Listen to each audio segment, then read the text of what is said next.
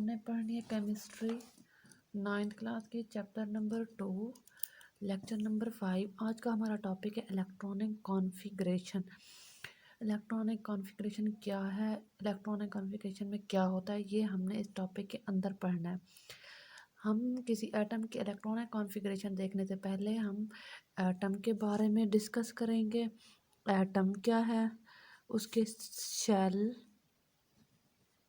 सब शेल, इनके बारे में हम पहले डिस्कस करेंगे। एटम हमारे पास है एक हाइड्रोजन एटम। हाइड्रोजन के एटम का जो दरमियान वाला हिस्सा होता है वो क्या कहलाता है, न्यूक्लियस। ये हिस्सा क्या कहलाएगा, न्यूक्लियस कहलाता है। और न्यूक्लियस के गिर्द मदार होते हैं जिन्हें एनर्जी लेवल कहते हैं। उनको हम क्या कहते हैं, हम शेल्स कहते हैं।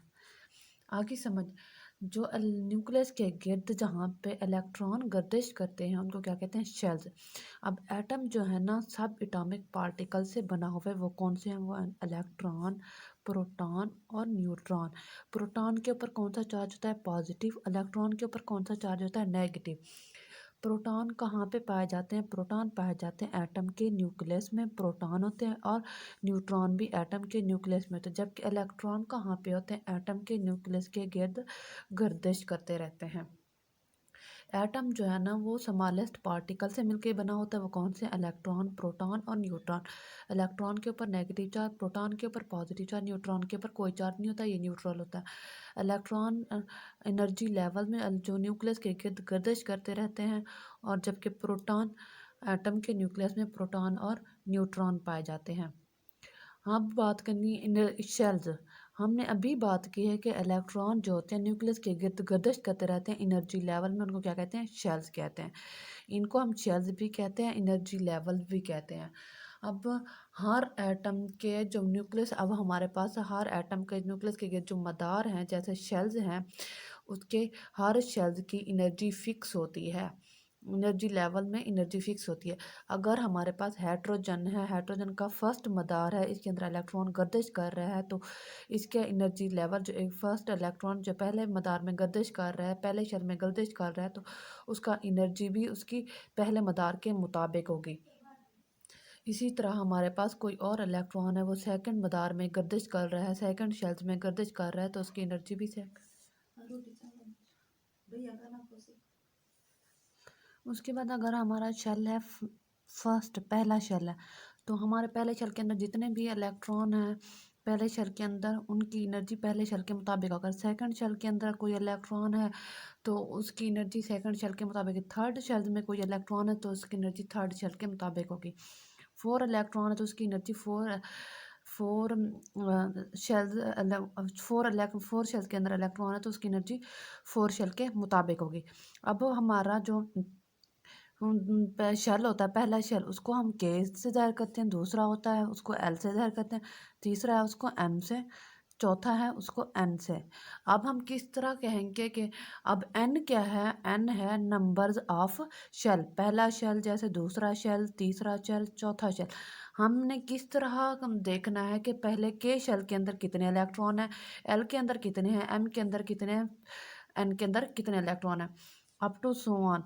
अगर हमारे पास के है तो के के अंदर जो इलेक्ट्रॉन मौजूद हैं तो हम क्या कहेंगे, एन। एन जो है ना इसका फार्मूला होता है 2n स्केयर, एन स्केयर।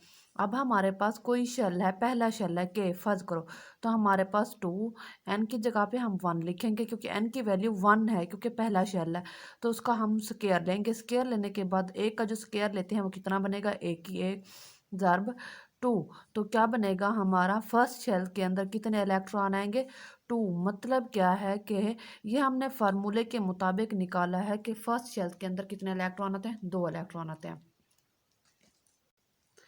अगर हम इसके बाद हमारे पास है सेकंड शेल एल, हम सेकंड शेल एल है हमारे पास, हमने फार्मूले के तहत हमारे पास फार्मूला क्या है, 2n2। अब n क्या हो गया, n की वैल्यू 2 क्योंकि दूसरा शेल है, तो 2 जार मल्टीप्लाई 2 का स्केयर। अब 2 का स्केयर जब निकालेंगे तो वो क्या निकलेगा, 2 का स्केयर होता है 4, तो 2/4 क्या बनेगा जाके 8। मतलब सेकंड शेल जो होता है एल, उसके अंदर कितने इलेक्ट्रॉन है, 8 इलेक्ट्रॉन है। इसी तरह हमारे पास एम शेल है, एम शेल है थर्ड वाला शेल। हमारे पास एन की वैल्यू क्या जाके बनेगी, हमारे पास एम की वैल्यू 3, सॉरी एन की वैल्यू 3 बनेगी। हम फार्मूले के मुताबिक 2 मल्टीप्लाई 3 का मुरब्बा या स्केयर, तो एम इज इक्वल टू 3 को 2 मत ज़र देंगे वो 9 जाके बनेगा। 9 को 2 से 9 को जब 2 से ज़रब देंगे तो कितना जाके बनेगा 18। मतलब क्या है, जो एम के अंदर इलेक्ट्रॉन होते हैं, एम शेल के अंदर वो कितने इलेक्ट्रॉन होते हैं, वो 8 इलेक्ट्रॉन होते हैं। इसके बाद हमारे पास शेल है एन शेल। हमारे पास एन शेल है, एन के कौन सा है 4 है, मतलब नंबर जो है एन है वो कितने हैं, वो 4 हैं। हमने एन को 4 के मुरब्बे, एन ज़रब 4 का मुरब्बा, अब सॉरी 2 ज़रब 4 का मुरब्बा या स्केयर। अब 4 का जब स्केयर निकालेंगे 4 का तो कितना निकलेगा 16, 16 दो नहीं, अब 16 को 2 से ज़रब देंगे तो वो कितना जाके बनेगा, वो 32, 32 जाके बनेगा। मतलब एन के अंदर कितने इलेक्ट्रॉन होते हैं 32। हमारे पास पहला शेल क्या था के, दूसरा शेल क्या था एल, तीसरा एम, चौथा एन। तो एल के अंदर कितने इलेक्ट्रॉन थे, के अंदर 2 इलेक्ट्रॉन, एल में 8 इलेक्ट्रॉन, एम में कितने 18 और एन में कितने इलेक्ट्रॉन थे 32 इलेक्ट्रॉन थे। उसके बाद ये हमने देखा कि ना इन शेल्स के अंदर कितने इलेक्ट्रॉन हैं, ये तो हो गया शेल। उसके बाद आता है सब शेल। ऊपर हमने पढ़ा था सब शेल। अब सब शेल क्या होता है, शेल्स जो होते हैं वो छोटे छोटे सब शेल्स में तकसीम होते हैं। अगर हमारे पास है के, तो के अंदर कितने इलेक्ट्रॉन हैं, 2 इलेक्ट्रॉन हैं। अब हमारे पास के शेल है, के शेल में 2 इलेक्ट्रॉन, एल शेल में 8 इलेक्ट्रॉन, एम शेल में 18 और एन शेल में 32 इलेक्ट्रॉन। ये तो हमारे पास हो गए शेल। अब सब शेल किसे कहते हैं, सब शेल जब शेल्स तकसीम होते हैं सब शेल्स में, क्योंकि सब शेल्स मिलकर क्या बनाते हैं, शेल्स बनाते हैं। अब हम किस तरह कहेंगे सब शेल्स क्या है, सब शेल्स को हमेशा हम स्मॉल लेटर से ज़हर करते हैं। वो कौन से स्मॉल लेटर हैं, एस पी डी एफ, ठीक है, ये स्मॉल लेटर से ज़ाहिर करते हैं। जबकि शेल्स को हम कैपिटल लेटर से ज़ाहिर करते हैं, के एल एम एन, ठीक है। अब हमारे पास सब शेल एस पी डी एफ। अब हम पहले शेल जो पहला एनर्जी लेवल है उसके अंदर सब शेल कितने होंगे, सब शेल जो है ना डिपेंड करता है किसके ऊपर, नंबर ऑफ शेल या एनर्जी लेवल। अब सब शेल जो है ना नंबर ऑफ एनर्जी लेवल पे डिपेंड करता है। अब हमारे पास अगर फर्स्ट शेल है के शेल, अब के शेल फर्स्ट है, इसका एन क्या है, अब देखेंगे इसके अंदर नंबर ऑफ इलेक्ट्रॉन, ये सब शेल कितने हैं, अब सब शेल, ठीक है। अब हमारे पास पहला शेल है के, एन कौन सा है 1, क्योंकि पहला नंबर ऑफ शेल जो है फर्स्ट शेल है तो 1 लिखेंगे। अब सब शेल जो है ना किसके ऊपर डिपेंड करता है, नंबर ऑफ शेल्स के ऊपर, एन के ऊपर। तो सब शेल कितने होंगे, एस, एक सब शेल होगा, वो कौन सा होगा, वो एस होगा। आगे समझ। अब हमारे पास दूसरा शेल है कौन सा, L shell. L shell number of कितने हैं, कौन सा शेल है, number of second energy level है या सेकंड शेल है। तो इसके अंदर सब शेल कितने होंगे, 2 होंगे, क्योंकि सब शेल किसके ऊपर डिपेंड करता है, एन के ऊपर। तो इसके अंदर कौन सा होगा, वहाँ एक एस वाला होगा, दूसरा कौन सा होगा, पी वाला। आगे समझ। उसके बाद हमारे पास है एम। एम जो है थर्ड वाला जो ना एनर्जी लेवल है, तीसरा। एन की तादाद, एन कितने हैं, 3 हैं, तो सब शेल कितने होंगे, 3 होंगे, कौन सा, एस पी डी। इस तरह हमारे पास एन आ जाता है। एन कौन सा है, चौथा शेल है न, एन 4, मतलब अब सब शेल किसके ऊपर डिपेंड करता है, एन के ऊपर। अगर एन 4 है तो इसके सब शेल कितने होंगे, एस पी डी एफ। आगे समझ। हम एग्जांपल लेते हैं सिर्फ एक हाइड्रोजन की। हमारा अब अगर किसी भी हमने एटम की इलेक्ट्रॉनिक कॉन्फ़िगरेशन देखनी है तो हमें पहले ऊपर हमने भी इसका बताया है, हमें शेल्स का पता होना चाहिए, सब शेल का पता होना चाहिए। उसके बाद एक और चीज़ है एटॉमिक नंबर, एटॉमिक नंबर का पता होना चाहिए। जब किसी हम किसी भी एटम की इलेक्ट्रॉनिक कॉन्फ़िगरेशन कर रहे हैं तो हमें इन तीन चीज़ों का पता होना चाहिए। अब एटॉमिक नंबर क्या है? एटॉमिक नंबर है number of electron. Sorry, atomic number क्या है? Number of proton. न्यूक्लियस के अंदर कितने प्रोटॉन्स की तादाद को क्या कहते हैं? एटॉमिक नंबर कहते हैं। अब एग्जांपल ले लेते हैं, हमारे पास है एक हाइड्रोजन एटम, सिर्फ एक हाइड्रोजन एटम है। हाइड्रोजन का एटॉमिक मास एटॉमिक नंबर कितना है? एक है। यहाँ पे हमने एटॉमिक नंबर लिखना है, ठीक है, एक है।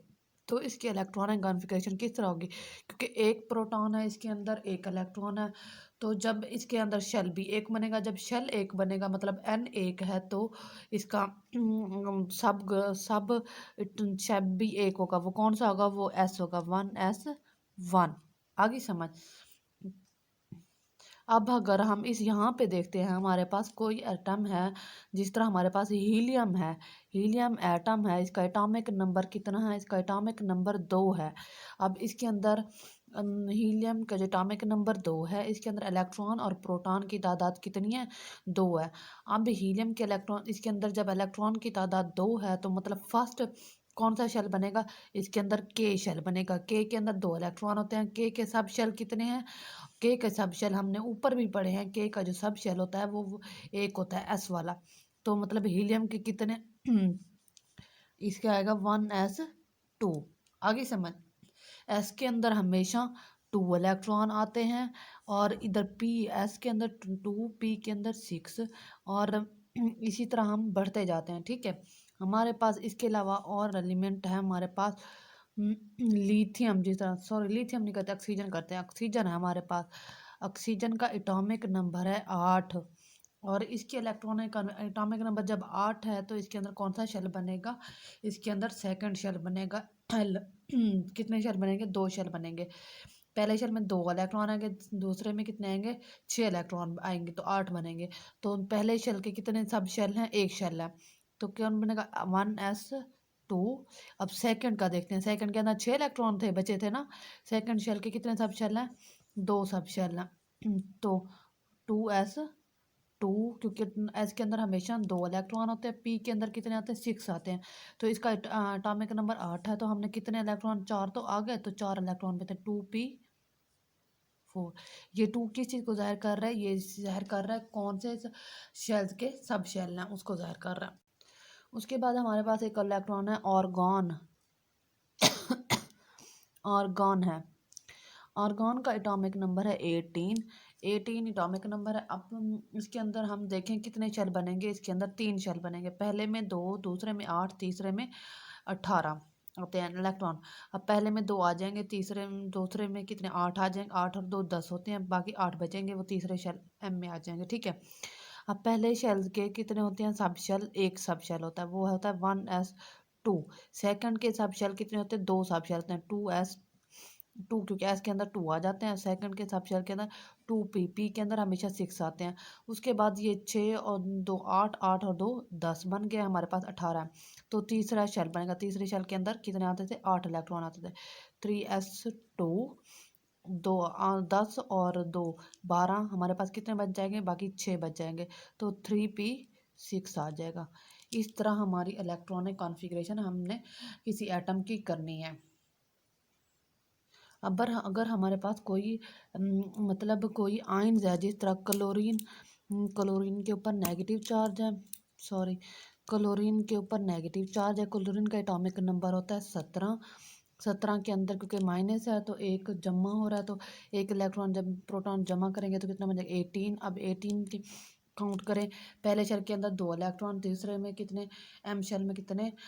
8 इलेक्ट्रॉन, 8 और 2 10। और तीसरे शेल में कितने इलेक्ट्रॉन आएंगे? तीसरे शेल में इलेक्ट्रॉन आते हैं 18 होते हैं, तो हमारे कितने बचे? 8 बन जाते, तीसरे शेल में आएंगे। तो पहले शेल का जो सब शेल होता है 1s2, पहले शेल। अब दूसरा शेल के अंदर कितने हमने कहा इलेक्ट्रॉन होते हैं? दूसरे शेल में आते हैं 8 इलेक्ट्रॉन। तो कितने हम? 2s2 पहला सब शेल उसका, दूसरे का 2p6, ये दूसरे शेल का सब शेल है। 2 शेल सब शेल हो गया। अब तीसरा हमारे पास, तीसरे के अंदर 8 इलेक्ट्रॉन होते हैं, 3s2, उसके बाद 3p6। आगे समझ। इस तरह हमने इसकी इलेक्ट्रॉनिक कॉन्फ़िगरेशन करनी है। आप डायग्राम बना के भी इसके इलेक्ट्रॉनिक कॉन्फ़िगरेशन को ज़्यादा ईज़ी बना सकते हैं, लेकिन यूँ भी सही है। जिस तरह मैंने बताया आपको, आपको समझ आ गई होगी, लेकिन आप इसका डायग्राम भी बना के कर सकते हैं इसकी। ठीक है। अब जिस तरह हमारे पास यहाँ पे हाइड्रोजन था, हाइड्रोजन का कितने होते हैं, ये हाइड्रोजन के एक इलेक्ट्रॉन है, तो एक इलेक्ट्रॉन प्रोटॉन है, तो यहाँ पे इलेक्ट्रॉन लिखेंगे। तो इस तरह हम एक शेल बना है, कौन सा, के वाला शेल बना है, तो इस तरह हमने एक सब शेल बनाया। इसी तरह सबकी डायग्राम बना के अब सबकी इलेक्ट्रॉनिक कॉन्फ़िगरेशन कर सकते हैं।